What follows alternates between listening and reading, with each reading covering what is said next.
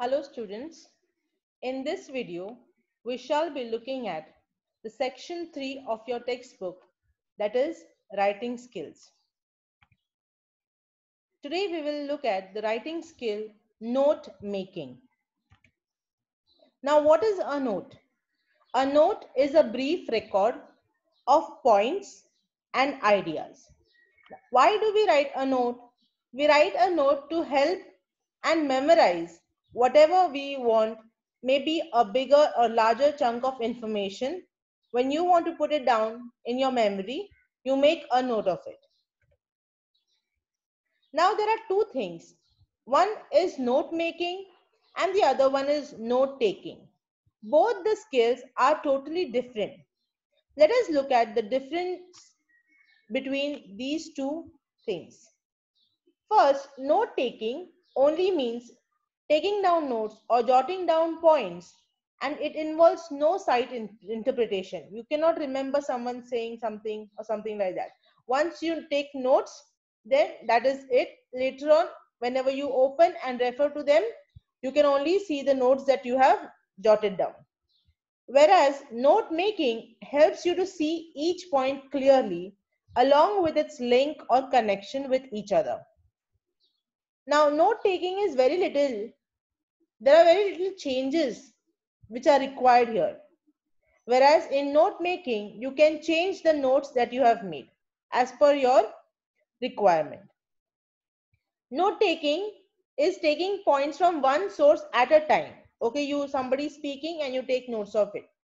Whereas note making is you involve taking points from different sources. So you can have number of books and you can make notes of the necessary topic. Note taking has less understanding, whereas note making has more understanding. In note taking, points or notes are written in full form. They are given by sources which are taken directly, whereas in note making, it is in short form. Note taking only gives the early configuration for the whole topic, whereas note making helps you to understand with the help of the main key, the main point. And last, notes are made from sources in note taking. They are handmade since the time available is limited. Okay. Whereas note making is constructed by the learner themselves. You yourself make a note of the thing as per your understanding in handmade or in computer type form. So in this way, note taking and note making are two different things. Now let us get to see what are the different styles of note making. You can make notes in the form of tables, in the form of charts. There are various types of charts. Then line graph, tree diagram, pictograms, maps and plans. So whatever way you are comfortable, you can make your own notes in the different styles that are available. Now let us see in detail what is note making. Now notes are a permanent record of information which help us to prepare for presentation. Like suppose if you have a presentation tomorrow, or you have to present an assignment, or you have an examination, or you have a seminar, or you have workshop, then you can make your notes instead of carrying the entire book of information. You just make your notes and you take it with you and you present it. Also, note making is a complex activity. It involves presenting big chunks of information in a concise form. Okay, like just like maybe a book. Okay, you take a book, but you just make some notes out of it. You make some notes over there as per your understanding. So, a huge chunk of information which is available in that one book, you just put it down with the help of note making on a single piece of paper. So, it is a complex activity because you need to read and understand whatever is written in the book, and then only you can make notes out of it. It also helps us to concentrate on what we are reading, watching or hearing. Why? Because when you do so, only then can you make notes. If you don't concentrate, then you will not be able to understand. So you have to concentrate whatever you require to make notes of, to understand new ideas and information more effectively. And also you have to remember them for a long time, and so you need a lot of concentration.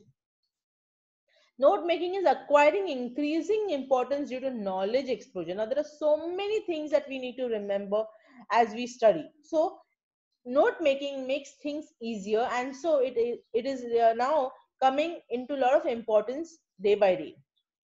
Effective note making skills enable us to select the information we need from written sources quickly and efficiently. So once you start making notes, it will be easy for you to go through the entire matter and make a quick note of whatever you need to remember or to understand. At times it is difficult to remember large chunks. Of course, it is difficult. So what we do is we use note making to draw the main points of the content. So here are the benefits of note making. First, it promotes active learning. What is active learning? Now, in order to make notes, the learner or the student or any individual has to first take part personally and go ahead and do a lot of research or a lot of reading, or has to sit down and listen carefully to the person who's speaking. So there is an active involvement of the individual. So when you start making notes, you involve yourself actively into the process of learning. So it helps you to promote active learning. Then organizational skills. I will show you ahead how you make notes. So while you learn to make notes, you become organized. You make yourself organized. You kind of imbibe the skill of organization with the help of note making. Then note making helps you in comprehension and retention. What is comprehension? The ability to understand something. So while you kind of start making notes, your ability to comprehend things will become faster. Also, retention will become faster or quicker. That is, retention means the ability to remember things or the ability to memorize things. So things will remain in your memory for a longer time with the help of note making. And the last thing is to easy to remember. When you make notes, you can quickly have a glance of whatever you have put down on paper, and you can easily remember the points instead of going through the entire book at a very short time. Okay, so these are the benefits of note making. Let's learn to make clear and well organized notes that are useful for every aspect of study. Now, there are various steps to note learning. What are the various steps to note learning? First, read. Very important thing. If you are making notes out of a paragraph or a passage or a story or a novel, whatever piece of information it is, the first important thing is to read. So you have to read maybe once or twice and underline the important points as you read. After you finish reading, you make a rough draft of your notes. Okay, whatever important points you have underlined, you make a rough draft with it. Then you give a title to your note. Okay, because a person, if you have randomly made notes of things and you do not have title, then it will be difficult for you yourself to understand what these notes are about.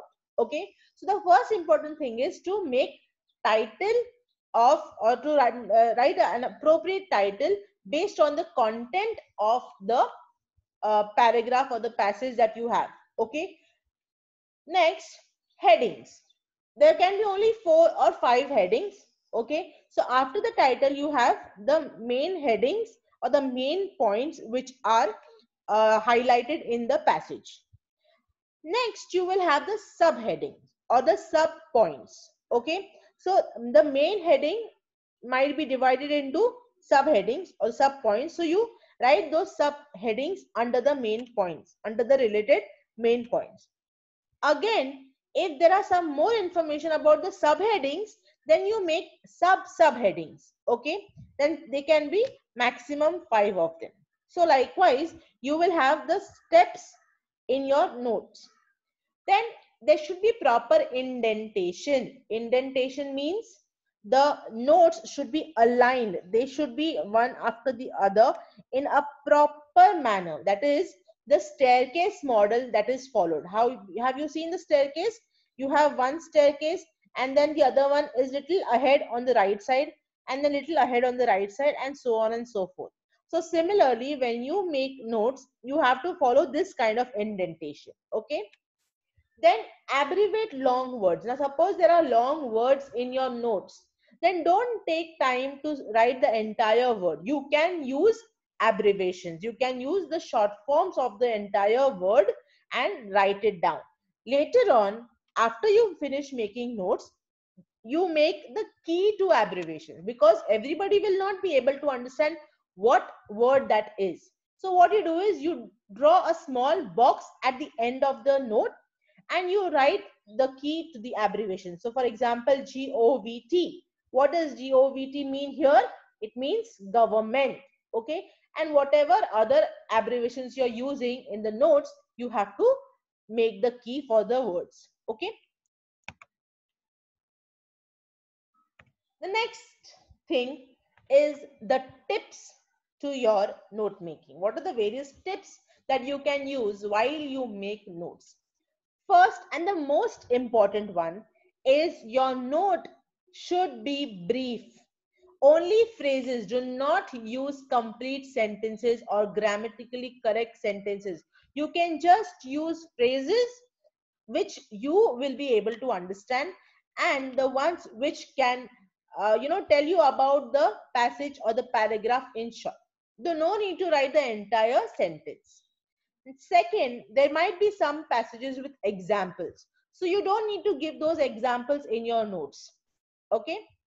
Then the third point I had told you in the previous ones, how do you go about with your notes?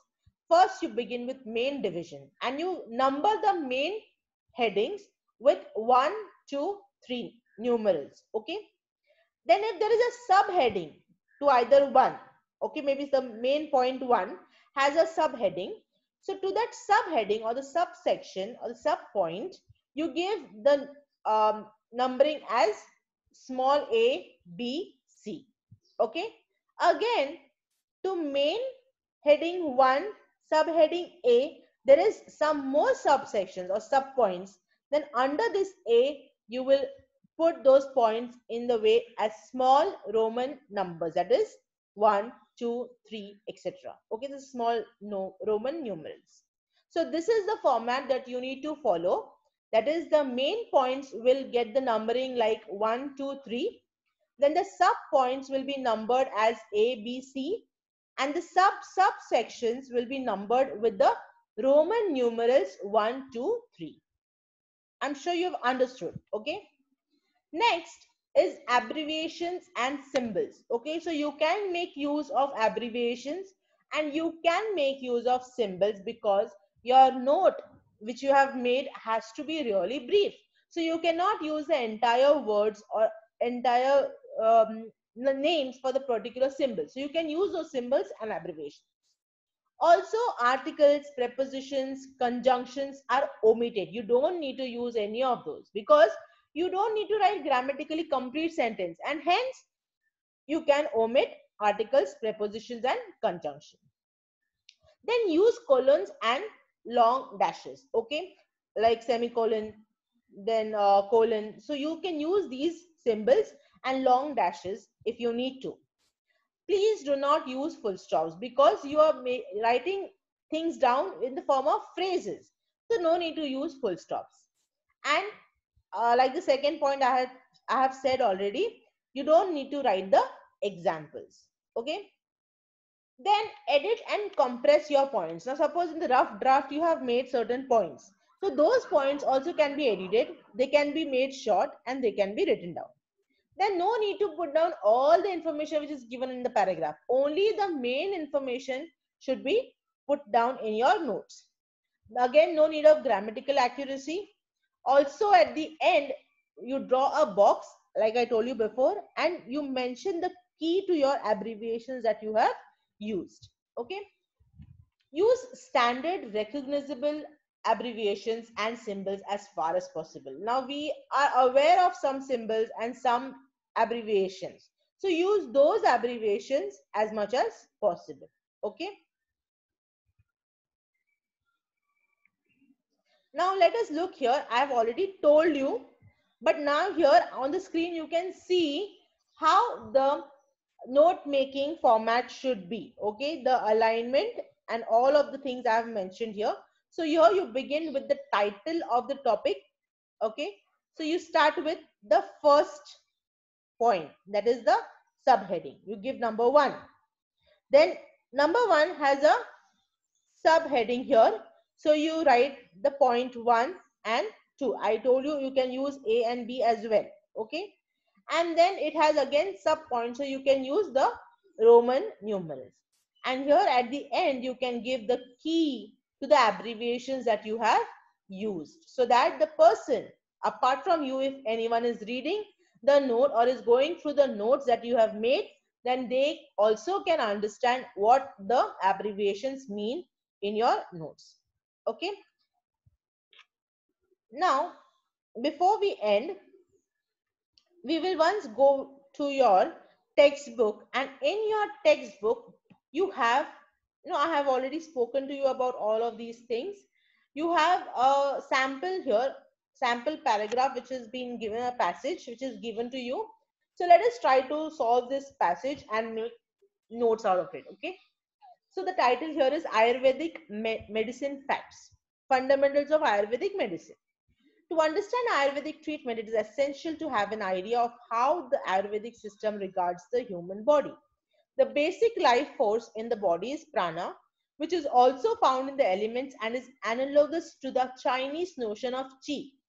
As Swami Vishnu Devananda, a yogi and expert, puts it, prana is in the air, but it is not the oxygen, nor any of its chemical constituents. It is in food, water, and in the sunlight, yet it is not vitamin, heat, or light rays.